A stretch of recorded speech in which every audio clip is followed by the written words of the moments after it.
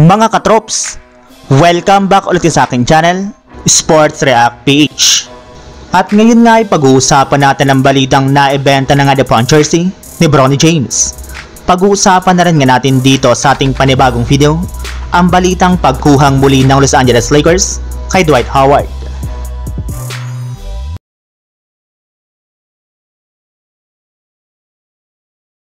Tunay nga po talaga mga katrops ang hype ngayon kay Bronny James since isa nga po siya sa mga nagpadami ng mga manonood ng mga laro ng nagdaang Summer League noong July. Isa rin naman nga po siya sa mga rason bakit ang Lakers pa rin ang may pinakamadaming laro sa regular season na ipapalabas sa national television at may pinakamahal na ticket sa buong NBA. Bukod rin nga po dyan ay may labas rin nga pong balita ngayong araw na tuluyan na nga pong naibenta ang jersey na sinuot ni Bronny James ng nagdaang Summer League sa halagang $38,400 o mahigit sa 2.1 million pesos. Well, ayon nga po sa mga eksperto, hindi rin naman nga po nila inaasahan na ganito kalaki mabibenta ang jersey ni Bronny James na kanyang sinuot sa Summer League dahil $6,000 hanggang $10,000 lamang ang kanilang estimated value nito.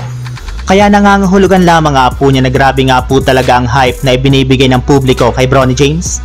Lalo pat kapag naging successful pa nga po ito sa NBA kagaya ng kanyang ama, ay expected nga po na tataas pang lalo ang value ng kanyang naibentang Summer League jersey.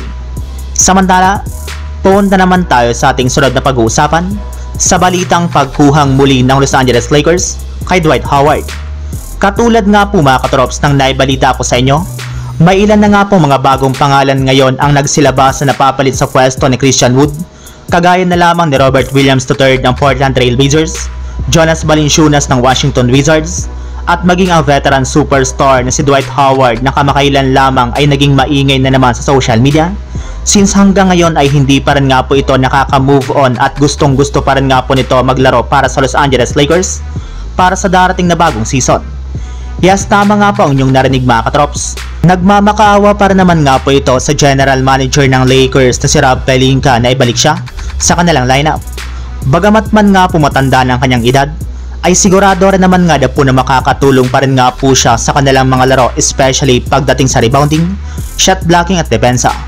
Kayang-kaya para naman nga po nitong pansamantalang kunin ang trabaho ng kanilang big man na si Christian Wood sa susunod na season.